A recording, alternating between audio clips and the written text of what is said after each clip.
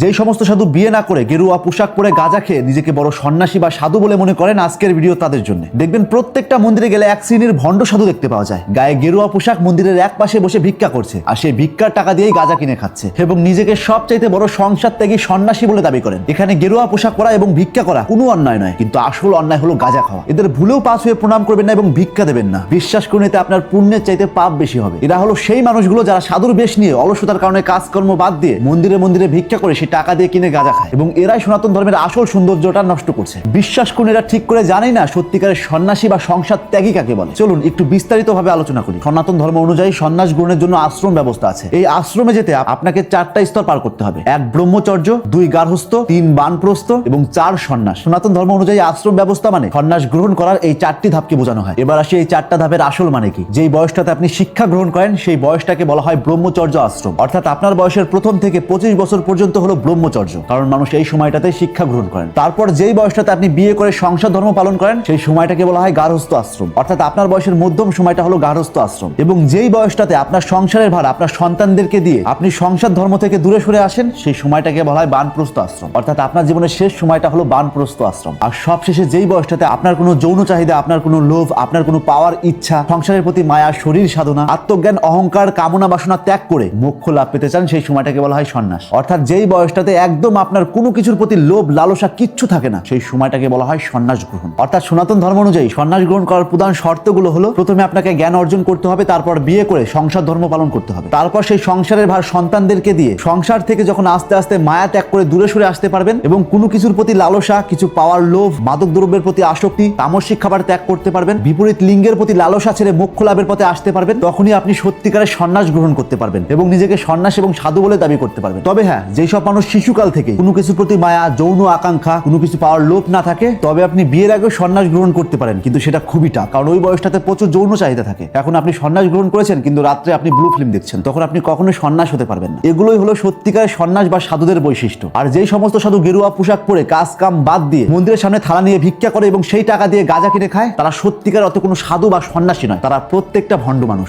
বিশ্বাস করুন, এরা হিন্দু ধর্মশাস্ত্র সম্পর্কে কিচ্ছু জানে না, আর এদের মনের মধ্যে এতটাই হিংসা এবং ক্রোধে ভর্তি যেটা আপনি না দেখলে বিশ্বাস করবেন না। আর যেই মানুষের মধ্যে ক্রোধ থাকে সে কখনো সাধু হতে পারে না। আর অন্যদিকে হিন্দু ধর্মের পবিত্র ধর্মগ্রন্থ শ্রীমদ্ ভগবদ গীতা স্পষ্ট বলে, যে বস্তু মনকে জ্বর, বিভ্রান্ত ও অশান্ত করে তা তামসিক খাদ্য। আর সনাতন ধর্ম অনুযায়ী তামসিক খাদ্য গ্রহণ চরম অন্যায় কাজ। অর্থাৎ গাঁজা সেবন করলে মন বিভ্রান্ত হয়, মন অশান্ত হয়ে ওঠে, মন দুর্বল হয়ে যায়, তাই গাঁজাও তামসিক খাদ্য। সন্ন্যাস গ্রহণের পর এসব সেবন করা চরম অন্যায় কাজ। আর অন্যদিকে ভগবত পুরাণ বলে, যে ব্যক্তি ভগবানের নাম ব্যবহার করে নিজের ভোগ চালায় সে ভক্ত নয়, সে ভণ্ড। অর্থাৎ এখান থেকে স্পষ্ট, গাঁজা সেবন এবং মূর্খতা নিয়ে কখনো সন্ন্যাস গ্রহণ করা যায় না বা সাধু হওয়া যায় না। আপনাকে সন্ন্যাস গ্রহণ করতে হলে অবশ্যই সাত্বিক আহার করতে হবে, যাতে মন এবং দেহ পবিত্র থাকে, কোনো রকম ভাবে রাজসিক বা তামসিক খাবার নয়, এবং আপনাকে অবশ্যই ধর্ম সম্পর্কে পরিষ্কার ধারণা থাকতে হবে, তবেই আপনি যোগ্য সন্ন্যাসী বা সাধু হতে পারবেন। তাই যত দ্রুত সম্ভব সনাতন ধর্মকে বাঁচানোর জন্য এসব ভণ্ড সাধুগুলোকে সমাজ থেকে বিতাড়িত করুন এবং ধর্ম প্রতিষ্ঠা করুন, কারণ সনাতন ধর্ম প্রতিষ্ঠা করার দায়িত্ব আপনার, আমার, সবার। তাই আজ থেকে চোখ খুলুন আর এরকম ইন্টারেস্টিং ভিডিও প্রতিনিয়ত পাওয়ার জন্য তাপস এক্সপ্লোরার পেজটিতে ফলো দিয়ে রাখুন।